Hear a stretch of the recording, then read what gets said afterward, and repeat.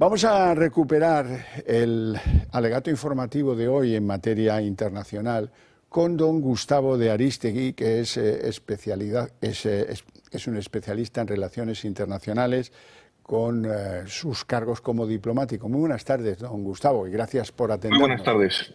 Encantado de estar aquí. Vamos a ver, en primer lugar, ¿qué opinión tiene usted del cambio en la administración norteamericana? Trump presume de que él puede negociar cosas que otros no. ¿Puede Trump, por ejemplo, parar la guerra en Oriente Medio? ¿Puede Trump parar la guerra en Ucrania? Bueno, desde luego Trump tiene una obsesión con no tener a su país involucrado en conflictos externos. En consecuencia, creo que va a hacer lo imposible para tratar de pararlo. De hecho, ya ha tenido varias conversaciones con Benjamin Netanyahu para decirle que todo lo que tenga que hacer lo haga antes de su toma de posesión, es decir, que acabe de terminar el debilitamiento de Hamás para que deje de ser una amenaza real para el Estado de Israel y que el alto el fuego que se ha negociado a través del patrocinio, de la mediación de los Estados Unidos y de Egipto en el Líbano vea la luz también. Hay una cuestión de una importancia grande que no ha sido suficientemente comentada por los medios españoles, y es que el asesor para Oriente Medio del presidente Trump es el señor Massoud. El señor Massoud es el suegro de su hija Tiffany, pero no es eso lo que es importante. El señor Massoud ha sido el enlace de la campaña de Trump con todas las comunidades árabes, tanto las cristianas como las musulmanas.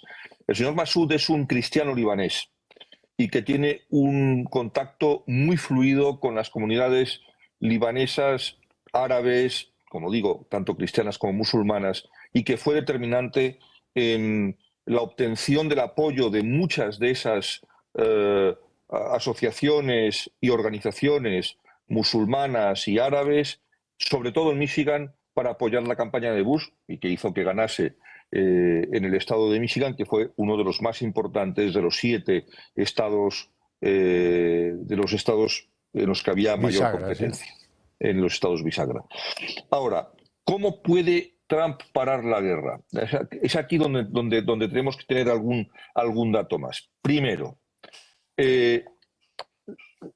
la relación entre Estados Unidos e Israel no iba a ser peor con el Partido Demócrata que con el Partido Republicano.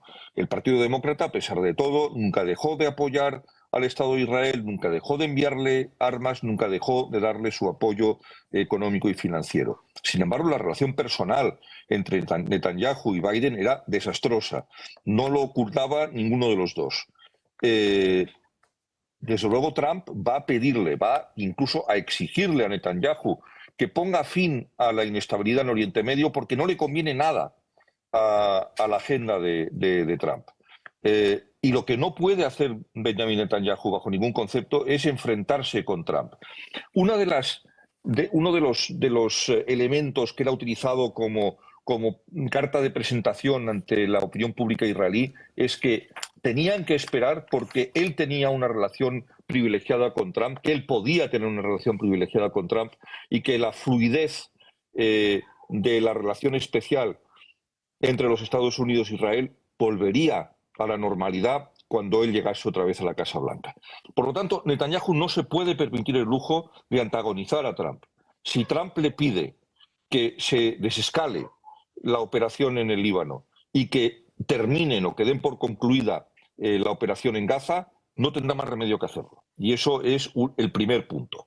Respecto a Ucrania, a mí me preocupa mucho más. Y me preocupa mucho más porque ninguno de los dos contendientes ha tenido avances significativos en la guerra.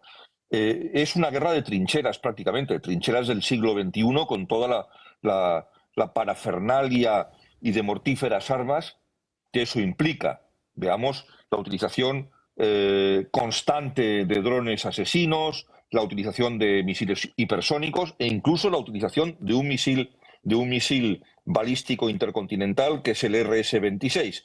Por cierto, en los medios de comunicación españoles se ha dicho que era un misil de medio alcance. Es un misil que tiene un alcance de 6.000 kilómetros.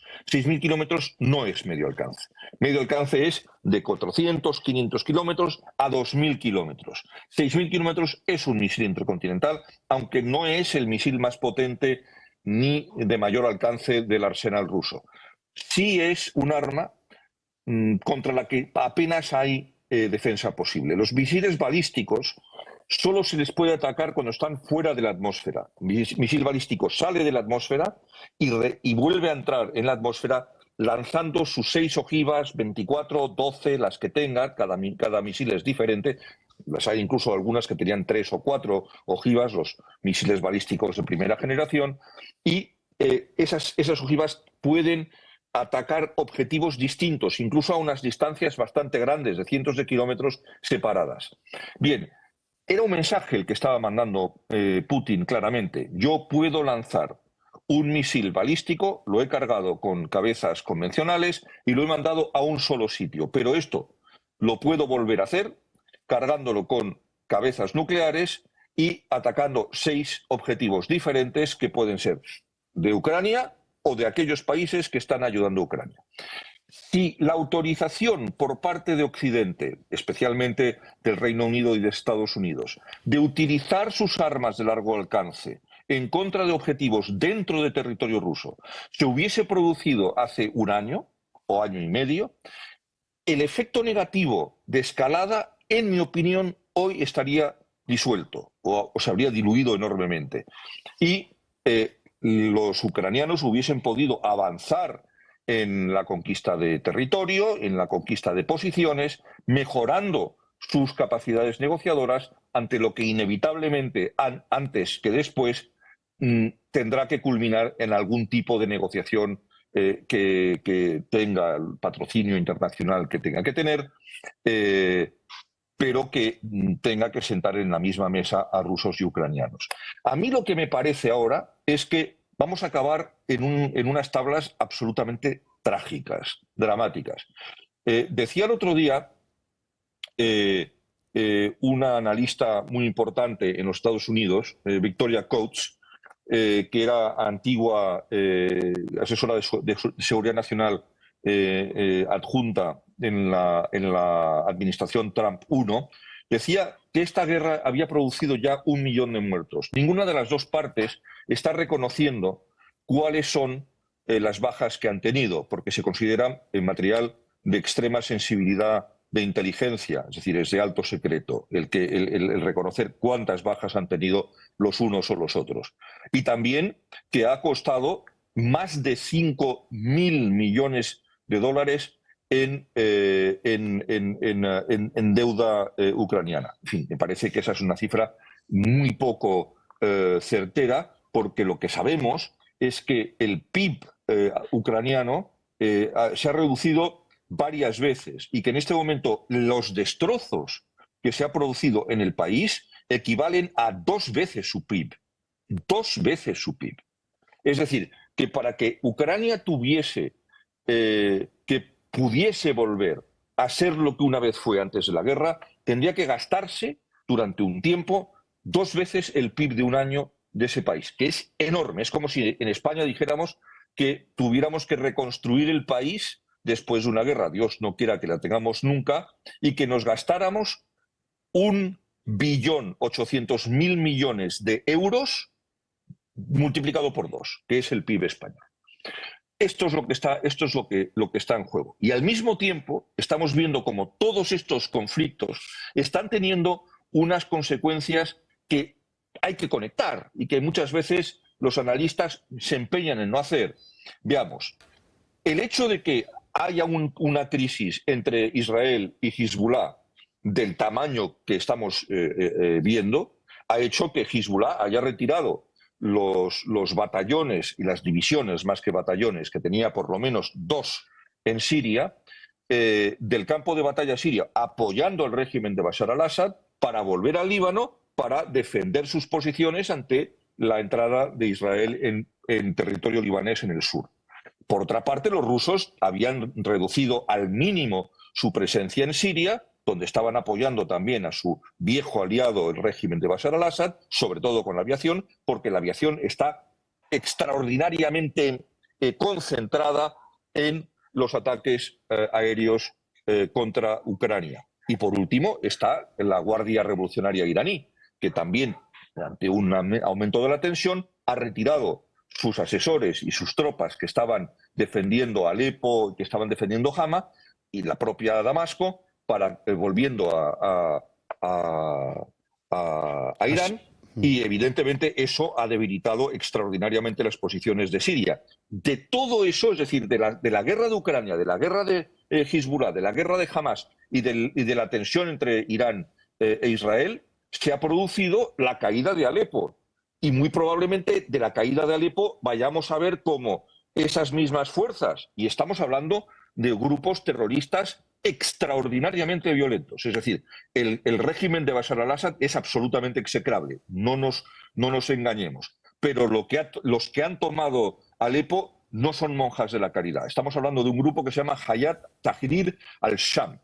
Es un grupo terrorista que es la fusión de una docena de grupos terroristas. Se creó en el año 2017 y es en este momento uno de los brazos más peligrosos del yihadismo mundial y que controlan con brazo de hierro, a sangre y fuego, la región de Idlib, que era hasta ahora donde estaban encapsulados. Si uno ve el mapa de Siria con los distintos colores de quiénes son las facciones o de cuáles son las facciones que están controlando una parte y otra de ese país, parece una piel de leopardo. Es verdad que la mayor parte del territorio sigue en manos del régimen de Bashar al-Assad, pero tal y como se están presentando las cosas, mucho me temo que un avance contra la ciudad de Hama, que es la segunda del país y que es muy próxima a Damasco, se me antoja inevitable. Y todo este panorama tiene dos consecuencias muy distintas en función de lo que duren estas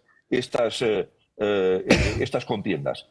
Si es corta, será beneficioso para la seguridad del Estado de Israel y para la estabilidad en la región, porque en efecto un debilitamiento del régimen sirio, pero que no suponga tampoco una ampliación inaceptable, inadmisible, extraordinaria de los grupos terroristas relacionados con Daesh, como el que acabo de mencionar, en Siria, que sería de un peligro extraordinario. Es que no olvidemos que Siria tiene frontera con un país de la OTAN, que es Turquía, que está a tiro de piedra de unos pocos minutos de vuelo en helicóptero de Chipre, que es un estado de la Unión Europea, aunque no sea miembro de la OTAN, y que está también muy cerca de todo el territorio isleño griego, y también pues relativamente cerca de países que forman parte de la OTAN y de la Unión Europea, como Bulgaria, como Rumanía, como Croacia o como Italia. En fin, estamos ante y si, sin embargo, estas tensiones, todas ellas,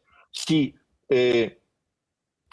no consigue estabilizarse y no consigue equilibrarse esta situación explosiva que tenemos en Oriente Medio, vamos a tener una ampliación o una intensificación de las ondas expansivas de la violencia que puede contagiar claramente al resto de la región o que puede implicar una... Tampoco olvidemos el factor de los hutis. El factor de los hutis es muy importante porque en este momento en el que Hezbollah libanés, Hezbollah sirio, la Guardia Republicana o la propia Hamas, que obviamente también estaba luchando al lado del régimen sirio de Bashar al-Assad, que es una herejía chií que se llaman los alawíes, a no confundir con la dinastía marroquí, y sin embargo, bueno, estas aparentes contradicciones en Oriente Medio que muchas veces quienes leen y que no han estado en la región no acaban de entender, es el enemigo de mi enemigo. Es decir, Hamas, siendo una organización yihadista terrorista suní, es aliada de una organización terrorista yihadista chií. Pero bueno, estas son las cosas de ese momento. Los iraníes van a intentar poner en marcha sus otros aliados, los grupos terroristas chiíes afganos, azeríes de Azerbaiyán, pakistaníes e incluso los iraquíes los peores y los más brutos de todos. Estamos en una situación extraordinariamente delicada. Gustavo de Arístegui, te agradezco mucho que hayas querido compartir con nosotros estos minutos y que nos has hecho un análisis muy pormenorizado, muy rico en información. Un abrazo muy fuerte y Muy gracias fuerte. por ayudarnos a Y entender. perdonadnos los problemas de Internet, pero eso es lo que tiene el directo. Muy bien, no te preocupes. Muchas gracias. Un abrazo muy fuerte.